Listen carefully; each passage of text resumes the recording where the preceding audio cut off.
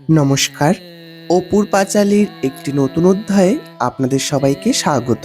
শিবরাত্রির দিনটি প্রত্যেকটি শিব ভক্তের কাছে একটি গুরুত্বপূর্ণ এবং বিশেষ দিন। আর এবছর শিবরাত্রির দিনটিও পড়েছিল খুব ভালো দিনে, 15ই ফেব্রুয়ারি রবিবার। যেহেতু শিবরাত্রির বিশেষ পুজো রাত্রেই হয়ে থাকে, তাই রবিবার রাত থেকে সোমবার রাতে এই পুজোটি হবে এটি ভেবে আমরা বাড়িতে সবাই বেশ খুশি ছিলাম। দোকান থেকে দুধ, দই এবং অন্যান্য সামগ্রী কিনে এনে আমি বাড়িতে চলে এসেছিলাম এবং তারপর স্নান সেরে ঢুকে গিয়েছিলাম ঠাকুর ঘরে। কারণ রাত্রেবেলা পুজো হলেও সকাল থেকে সমস্ত জোগাড়জান্তিটা আমাকেই করতে হবে, কারণ মা ওদিকে বাড়ির বাকি সমস্ত কাজগুলো শেষ করছিল। আর এদিকে ঠাকুর ঘরের পুরো দায়িত্বটাই আমার উপরে থাকে প্রত্যেকবার যে কোনো পুজোতে। প্রথমেই বাড়ির নিত্য পুজো শেষ করে আমি এখানে বসে পড়েছিলাম শিবরাত্রি জোগাড় করতে। প্রথমেই ঠাকুর ঘরটিকে আবারও পরিষ্কার করে মুছে আমি বসে পড়লাম শিবরাত্রির জোগাড়জান্তি করতে। বাড়িতেই আমাদের 4 প্রহরের জল ঢালা হবে, কিন্তু মন্দিরে যাওয়া হবে একবার মাঝখানে। তাই মন্দিরে নিয়ে যাওয়ার জন্য ভুজ্য রেডি করে নিয়েছিলাম। তারপরেই 5 রকমের ফল, ফুল, এছাড়াও বেলপাতা সমস্ত কিছু এখানে জোগাড় করে নিচ্ছিলাম আমি। আর আমাকে এই সমস্ত কাজে সাহায্য করছিল আমার বড় বোন। দুপুরের মধ্যেই আমার সমস্ত কাজ আমাকে শেষ করে নিতে হয়েছিল, কারণ বিকেলে ছিল আমার নাচের ক্লাস। আর বিকেলে নাচের ক্লাস শেষ করে আমরা সবাই রেডি হয়ে নিয়েছিলাম মন্দিরে যাওয়ার জন্য। আর এখানে আমাদের মন্দিরে নিয়ে যাওয়ার জন্য প্রত্যেকটি জিনিস আমি খুব সুন্দরভাবে এখানে গুছিয়ে রেখেছিলাম। নাচের ক্লাস শেষ করে আমি একবার স্নান করে নিয়েছিলাম আবারও। তারপরে আমাদের বাড়ির শিবলিঙ্গটিকে আমি বসিয়ে নিয়েছিলাম, যেখানে আমরা 4 প্রহর আজকে জল ঢালবো বাবার মাথায়। আর এদিকে আমার মাও তৈরি হয়ে গেছে, এরপর আমিও তৈরি হয়ে নিলাম। আর এই যে এবার মা বেরিয়ে পড়ছে মন্দিরে যাওয়ার জন্য, আর এই সমস্ত জিনিস আমাকে নিয়ে যেতে হবে, তাই আমিও এগুলো নিয়ে বেরিয়ে পড়লাম। বাড়ি থেকে মন্দির পর্যন্ত আমরা হেঁটে যাব, তাই বেরিয়ে পড়লাম দেরি না করে। আর এখানে মন্দিরে পৌঁছে আমাদের চক্ষু তো চড়ক গাছ, কি বিরাট লাইন পড়েছে দেখুন। এবার শেষে আমাদেরই দাঁড়াতে হবে, কিছু করার নেই। তো চলুন গিয়ে লাইনটা দিয়ে আগে।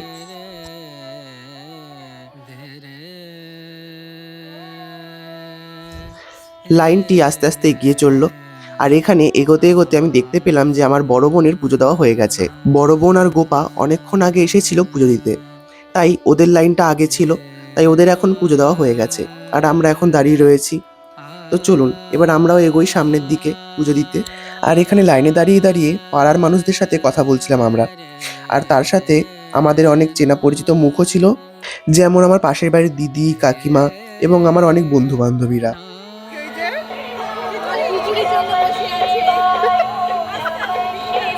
খিচুড়ি জঙ্গল বাবাতে দেবে, যা ওখানে যা, জঙ্গল বাবার ওখানে খিচুড়ি দেবে। বন্ধু বান্ধবীরা সামনে থাকলে এরকম একটু আধটু ঠাট্টা তামাশা হয়েই থাকে। আর এই যে দেখিয়ে নিলাম আমাদের লাইনটাও সামনে চলে এসছে। আর এই যে আমার স্টুডেন্ট এখানে বসে রয়েছে, ওরাও এসেছে পুজো দিতে। আর আমাদের পাড়ার এই পুকুরটিকে তো আপনারা চেনেনই, বিভিন্ন ভিডিওতে আপনারা এই পুকুরটিকে দেখেছেন হয়তো। আর এবার আমরা চলে এসেছি একেবারে সামনে, আর একটু পরেই আমরা ঢুকবো মন্দিরের ভেতরে।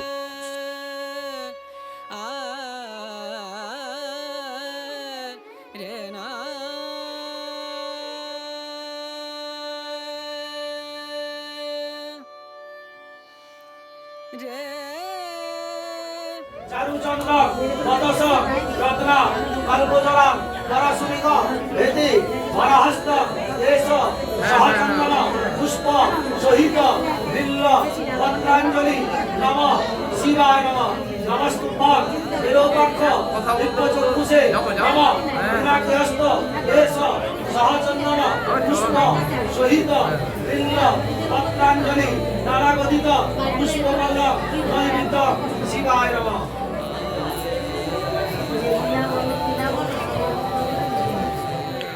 মন্দিরে জল ঢেলে আমরা চলে এসেছিলাম বাড়িতে। আর এবার শুরু হবে বাড়িতে 4 প্রহরের পুজো। প্রথম প্রহরে বাবার মাথায় দুধ দিয়ে অভিষেক করার কথা বলা হয়েছে পুরাণে। যখন আমার ছোট মা বেঁচে ছিল তখন বাড়ির সমস্ত পূজা ছোট মা এভাবে খুব নিষ্ঠা সহকারে করে যেত এবং আমাদেরও করতে বলতো। আর যথারীতি ছোট মা মারা যাওয়ার পরও আমরা এই সমস্ত পুজোগুলো খুব নিষ্ঠা সহকারে করে থাকি। আমি এবং মা জল ঢালার পর এখানে বড় বোন চলে এসেছিল আবার জল ঢালতে। ও যথারীতি আমাদের ঘরে আবারও জল ঢালবে। আর এরপরে দ্বিতীয় প্রহর শুরু হয়ে গিয়েছিল। দ্বিতীয় প্রহরে দই দিয়ে বাবাকে অভিষেক করার কথা বলা হয়েছে, আর এখানে তাই চলছিল। পঞ্চামৃত, গঙ্গা জল এবং বিভিন্ন তীর্থস্থানের জল, এছাড়াও বেলপাতা, ফুল, আকন্দের মালা প্রভৃতি দিয়ে বাবার পুজো চলছিল এবছর আমাদের। দ্বিতীয় প্রহরে বাবাকে ভোগ নিবেদন করবার পর শুরু হয়ে গিয়েছিল আরতি। আর এই আরতির কিছু মুহূর্ত আপনাদের সামনে আমি তুলে ধরলাম।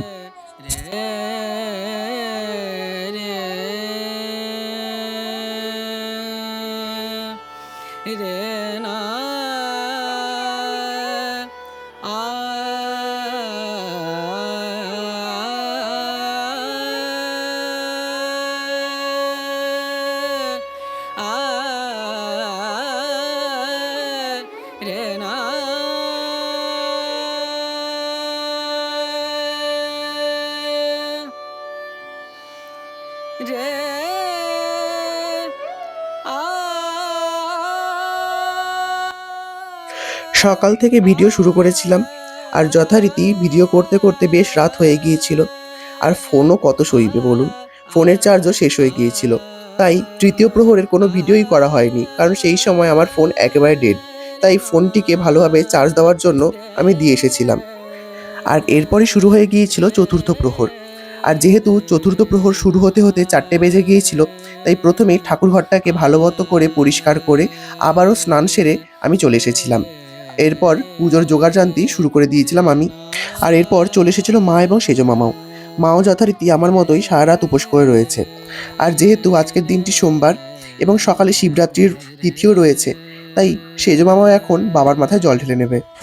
চতুর্থ প্রহরে বাবার মাথায় মধু দিয়ে অভিষেক করার কথা বলা হয়েছে পুরাণে। আর এরপর শুরু হয়ে গেল আমাদের পুজো। পরপর একে একে আমি এবং মা, তারপর সেজো মামা বাবাকে পঞ্চামৃত এবং মধু দিয়ে স্নান করিয়ে নিলাম।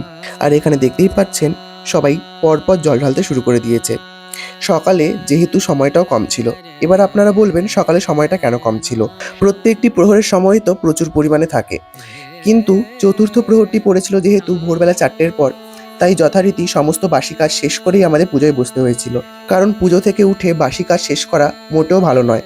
তাই যথারীতি সমস্ত বাসি কাজ শেষ করে আমরা বসে পড়েছিলাম পুজোতে। এরপর আরতি এবং নাম জপের মধ্য দিয়ে আমাদের শিবরাত্রির 4 প্রহরের ব্রত সম্পন্ন হলো।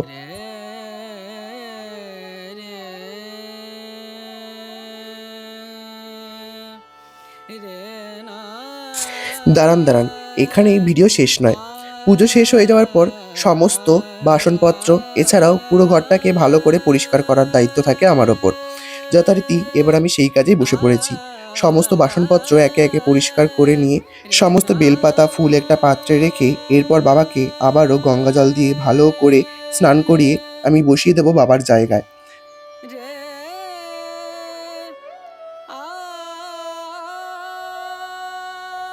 এই ষাঁড় গরুটির নাম শুভ। আমার সেজো মামা ওকে শুভ বলেই ডাকে। তাই সকালে যখন ও এসেছিল, ওকে বাবার কিছু প্রসাদী ফল দিয়ে আমি চলে এসেছিলাম বাড়িতে।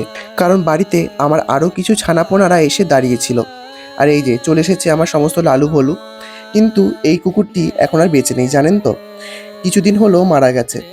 আর এখানে সমস্ত কুকুরদের খাবার দিয়ে আমি চলে এসেছিলাম বাড়িতে আমার বাকি সমস্ত কাজ শেষ করতে। এদের সেবার মধ্য দিয়েই তো শিবরাত্রির পুজো করার আসল সার্থকতা। বাড়িতে এসে দেখলাম মা সাবু মেখে নিয়েছে। তো চলুন এবার উপোস ভঙ্গ করা যাক। আজকের মতো আমার এই ভিডিওটি আমি এখানেই শেষ করছি। আমার ভিডিওটি ভালো লাগলে অবশ্যই একটি লাইক করে দেবেন। আমার চ্যানেলে নতুন হলে চ্যানেলটিকে সাবস্ক্রাইব করতে ভুলবেন না যেন। দেখা হচ্ছে আবার একটি নতুন ভিডিওতে। ধন্যবাদ।